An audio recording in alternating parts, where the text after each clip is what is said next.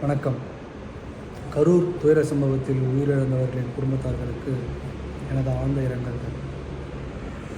சம்பவத்திற்கு யார் காரணம்? திரு ஸ்டாலின் அவர்கள் காரணமா? திரு விஜய் காரணமா? செந்தில் பாலாஜி காரணமா? டிவிகே நிர்வாகிகள் காரணமா? போலீஸார்கள் காரணமா? தமிழக அரசாங்கம் காரணமா? யார் காரணம்? எனக்கு தெரியல. ஆனால் விசாரணை நடந்துகிட்டு இருக்கு. காரணமானவர்கள் தண்டிக்கப்படுவார்கள். ஆனால் ஒரு விஷயம் தெரியும்,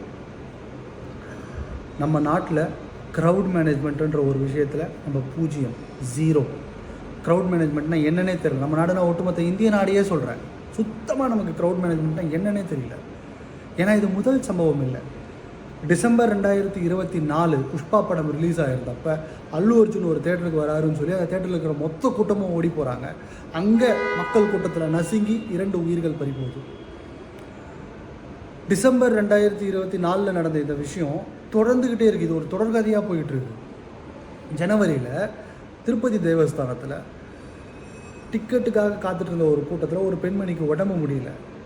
அவங்க உடம்பு முடியலையேன்னு சொல்லி ஒரு கேட் ஓப்பன் பண்ணி அவங்கள மட்டும் உள்ளே கூப்பிட்றாங்க. இதை பார்த்த யாரோ ஒருத்தர் கேட் ஓப்பன் பண்ணிட்டாங்கன்னு சொல்லி கத்த ஒட்டுமொத்த கூட்டமும் அந்த கேட்டை நோக்கி ஓடி போய் அங்கே திரும்பவும் மக்கள் கூட்டத்தில் நசுங்கி 6 பேர் உயிரிழக்கிறாங்க. மகா கும்பமேளான்னு ஒரு விஷயம், அதுவும் இதே ஜனவரி 2025 தான் நடக்குது. புனித நீராடணும்னு போன ஒரு இடத்துல மக்கள் கூட்டத்தில் நசுங்கி 50க்கும் மேற்பட்டோர் உயிரிழக்கிறாங்க. அதே மகா கும்பமேளாத்தில் போன ஒரு ரயில்வே ஸ்டேஷனில், டெல்லி ரயில் நிலையமில் யாரோ ஒருத்தர் பரப்புன ஒரு வதந்தி, ஃப்ரீ ட்ரெயின் விட்றாங்கன்னு யாரோ ஒருத்தர் சொன்னதை கேட்டு ஒட்டுமொத்த கூட்டமும் ஒரே பிளாட்ஃபார்முக்கு ஓடி போய் அங்கேயும் கூட்ட நெரிசலில் 18 பேருக்கு செத்து போகிறாங்க. இப்போ ஜூன் மாதத்தில் ஆர்சிபி கப்பு ஜெயிச்சிட்டாங்கன்னு சொல்லி ஒரு கூட்டம் போயிட்டு அதில் ஒரு 11 பேர் உயிரிழக்கிறாங்க. விஜய் கூட்டத்தில் 41 பேர் உயிரிழக்கிறாங்க. மனித உயிர்களுக்கு இருந்த மதிப்பு எங்கே போச்சு?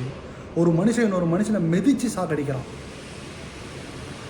பெருசு நாகரிகமான சமூகம், தமிழர்கள் தான் உலகத்துக்கே நாகரிகம் சொல்லிக் கொடுத்தாங்கலாம் பேசுகிறோம்.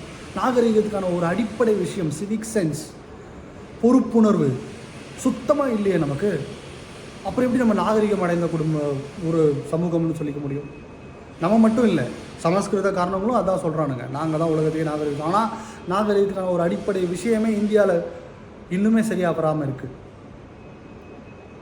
இது விட்டுட்டு அந்த கட்சி தான் இதை செஞ்சது, இந்த கட்சி தான் இதை செஞ்சது, அவங்க தான் இதை பண்ணாங்க, சதி செஞ்சுட்டாங்க. என்னங்க நடக்குது?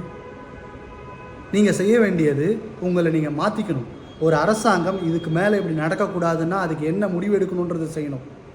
எவ்வளோ டெக்னாலஜி வந்துருச்சு. இப்போ அந்த டெக்னாலஜி யூஸ் பண்ணுங்கள்.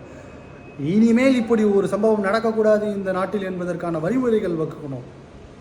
டிவிகே கட்சிக்காரங்க உட்காந்து ஒரு மீட்டிங் போடுங்க, இதுக்கு மேலே இப்படி ஒன்று நடக்கக்கூடாதுன்னா என்ன பண்ணணும். டிவிகே மட்டும் சொல்லலை, எல்லா கட்சிக்காரங்களும் சொல்கிறேன், கோயில் நிர்வாகமும் சொல்கிறேன். எங்கள் கூட்டம் கூடினாலும் இதை தான் நம்ம பண்ணணும் அப்படின்றதுக்கான ஒரு ஒரு ஒரு ப்ராசஸை தயவு செஞ்சு ஃபாலோ பண்ணுங்கள். மக்கள், நீங்கள் இன்னொருத்தர் ஒரு இடத்துல, நீங்கள் ஒரு பொது இடத்துல இருக்கீங்கன்னா அந்த பொது இடத்துல உங்களுக்கு ஒரு பொறுப்புணர்வு இருக்குன்றதை நம்புங்க. அப்போ தான் நம்ம நாகரிகம் அடைந்த ஒரு சமூகம். இல்லைன்னா நம்ம இதே மாதிரி இந்த சம்பவங்களை தொடர்ந்து கேட்டுக்கிட்டே தான் இருப்போம், பார்த்துக்கிட்டே தான் இருப்போம். இது நடந்துக்கிட்டே தான் இருக்க போகுது. மக்கள் மாறாத வரையும் இது மாறாது. ஆட்சிகள் மாறும், காட்சிகள் மாறும், ஆனால் ஓலை சம்பவம் நடந்து கொண்டே இருக்கும். நம்ம மாறாத வரையும், நீ மாறாத வரையும், நான் மாறாத வரையும், நம்ம எல்லோரும் மாறாத வரையும் இது நடந்துக்கிட்டே தான் இருக்கும். இது நடக்கக்கூடாதுன்னா நான் மாறணும், நீ மாறணும், எல்லாரும் மாறணும். பொதுவெளியில் பொறுப்புணர்வோடு இருக்க வேண்டும். தயவு செஞ்சு கேட்டுக்கிறேன். நன்றி.